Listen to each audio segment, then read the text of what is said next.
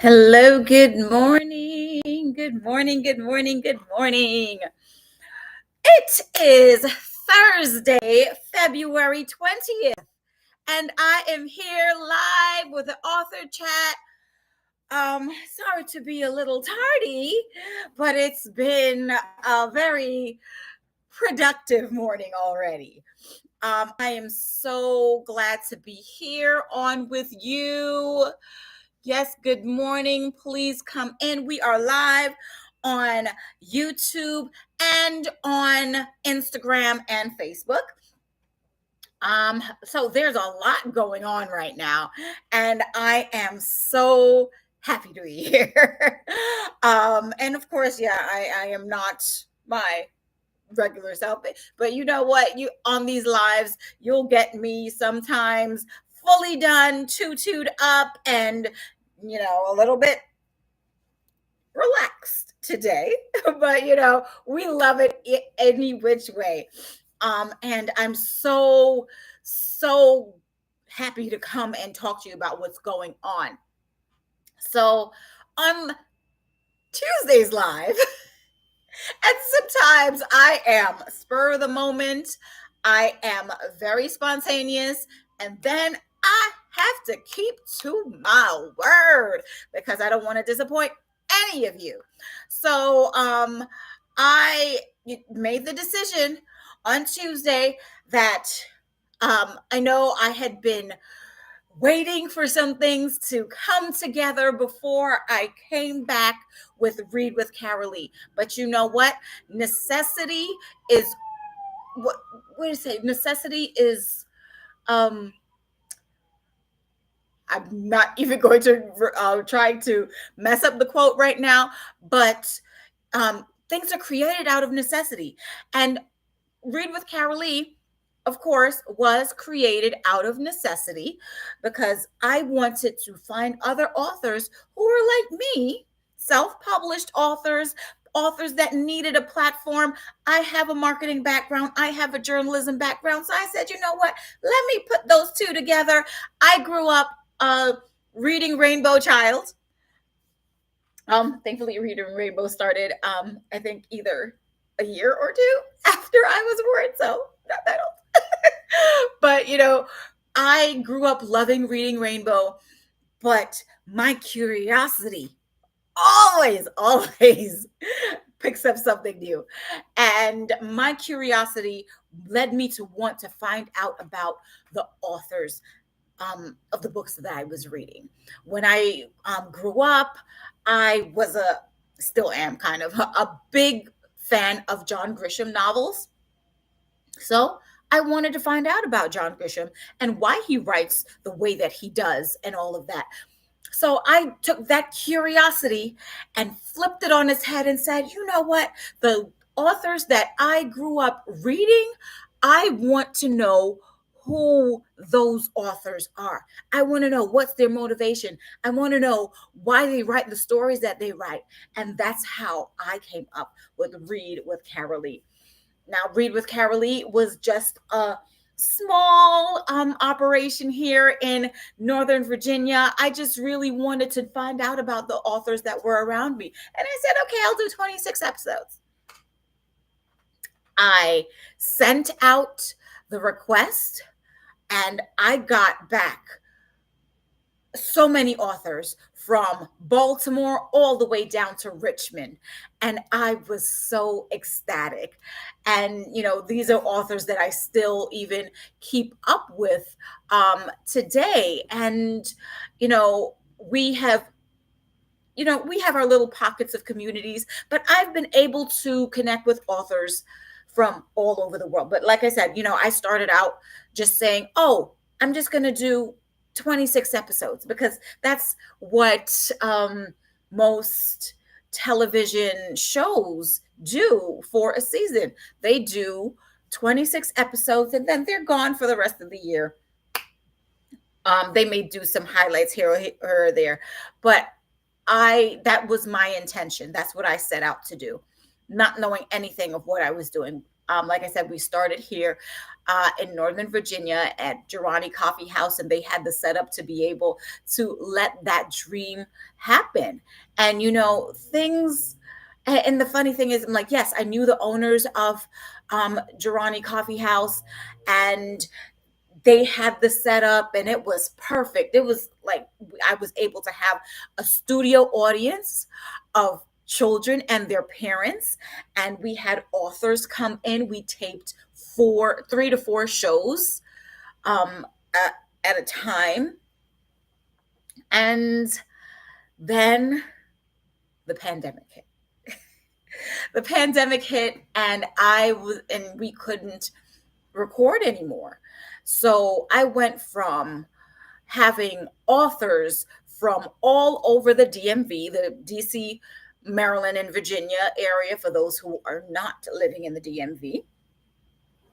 And I said, okay, what to do? And at the same time, unfortunately, my mother was passing away. And my mother, of course, is one of my big motivations to actually do this. There's my children, and there's my mother. My mother was a literacy coach in New York City for many years. Before that, she was a teacher in elementary schools. And this was like she was actually able to be at the taping for the first taping of the year for the Read with Carylee show in 2020. And of course, when I told my mom that I was going to do a YouTube show, her first reaction was, why on earth would you do that? And, it was the reaction of a lot of people. But I was able to have that just little idea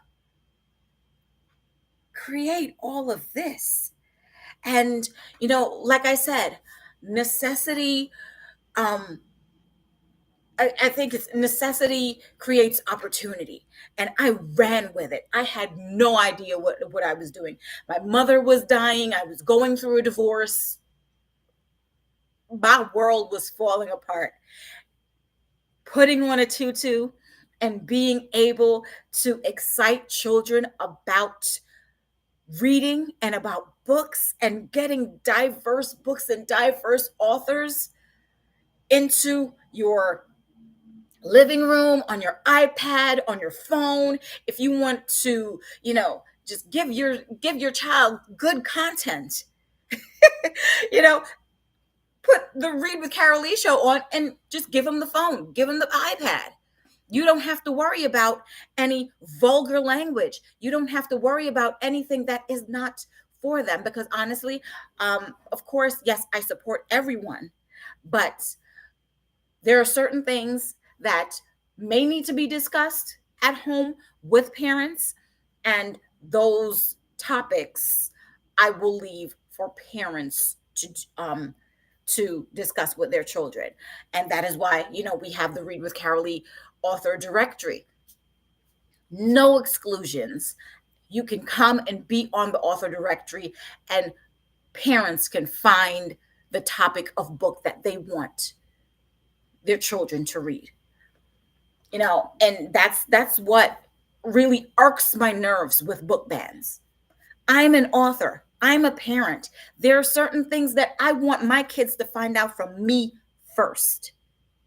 And if I need the help of a book to be able to explain it to them, oh my gosh, yes. Though that's what the books are there for. I know not every parent feels that they have the skill, the knowledge, or even the authority to speak to children about, say, guns or sexuality or, whatever it is. But when your child has that question, it's good to be able to go and research a book that may help you. Go ahead, read that book first before you put it in your child's hand. But that book may help you to be able to bridge the gap. My book, Everyone Just Like Me, it's about glasses. I needed to discuss race with my child. Not a topic that my mother had to speak to me about. And, you know, equality and diversity. My mother never had to speak to me about any of that. But thankfully, I wrote this book that took on a different, easier, an icebreaker way for you to be able to speak to your children. And um, the Old Dominion University here in Virginia, I got a text from someone who was a Facebook friend. Um, during the pandemic, I opened up my Facebook and I started to invite people. And they came on, and this Facebook friend said, "Hey, I'm doing a sociology course for teachers at Old Dominion University, and your book was a recommended book." What? This was my first book. At that point, I had only been an author for about two almost 3 years. And there was a school that recommended my book to be able to use as a tool to speak to children. And that's what it's all about. We don't, as parents, we don't have all the answers. As teachers, they don't have all the answers either. So having resources, children's books, it's not all fairy tales and rainbows and unicorns and princesses and princes. I'm like, I don't know any unicorns that's around here in 2025. I don't know any, damsels in distress that are waiting for a prince to climb up their long hair. But we do have children that may not like the texture of their hair because it's different from other kids. We have people who don't know that the inventions that they use on a daily basis are made by Black people. There's so many topics, and even, you know, helping children to find out about their history and being able to talk about it and speak about it on their terms, on their level. So, like I said, I made the announcement that Read with Carylee is coming back. And of course, this has always been the plan, but now this is out of necessity. Because, of course, one thing that Read with Carylee has always stood for is diversity in children's literature. And if, during COVID, uh, children weren't able to go to libraries or go to schools to take out books. So the Read with Carylee show stepped in, and we got authors from all around the world. We got authors from Australia, from Indonesia, from places in Africa to come and read their books to children. And it was so beautiful. It was so beautiful to be able to have diverse books, because even and I don't have the book here with me right now, but there was an author in Australia, and her book was We All Quack the Same. And I was like, oh my gosh, this is like my book, Everyone Just Like Me, using ducks. And of course, they have ranges of different ducks in Australia, and she was able to bring that together. And she wrote the book. So diversity is something that is needed. That topic is needed to be shared everywhere, on every continent of this earth, because there are some continents that are more diverse than the others. And hi, author Darcel. The one thing that really hurts for what's going on right now not to get political, but of course, hello, with a platform that promotes diversity in children's literature, and it kind of started politically a little bit. We're always going to touch on and step on some um, political toes. But I I am an immigrant. I was not born here, and I grew up in New York. I grew up in New York, where we have the Statue of Liberty. That the What is said on the Statue of Liberty is that, we welcome your poor, you're tired, you're tattered. And now it seems like we're not. New York was the melting pot of the United States. This nation is a nation of immigrants. That is what I grew up hearing. And to now have a time where people and things are being attacked for their diversity is an issue that we should all take notice of. And, Read with Carylee will do our part to be able to uplift diverse authors, to share the work. We are actively casting right now. I even, right before getting on this live, I had an author reach out to me, and because one of the things is, to be able to share your book, we need the PDF of your book. And, an author said, "Oh, I'm trying to upload, but we can't." So, we're actively getting solutions up to be able to get those things going. And of course, Read with Carylee, the way that Read with Carylee was structured, especially when we went into the pandemic, was for parents to watch along with their children. That is still one thing that we would love, but we are finding, and I am finding, that, of course, we want to cater a little bit more to children. So we will be tweaking some things a bit. You'll be hearing less of commentary between the author and I. But you will be getting a lot more information. We're going to make it a little bit more kid friendly. Well, it's always been kid friendly, but we're going to make it a little bit more so that kids can be engaged and learn different things about the author, about the book, and about the different lessons that the book teaches. So that's going to be one change that we're going to make. And we just hope that you come on. Authors, we hope that you send in your books and help us to be able to continue to grow Read with Carylee. Like right now, I believe we have about 2,500 subscribers. Even though I really haven't put out much Read with Carylee content over the past year. We had over, I believe it was 16,000 hours of video watched last year.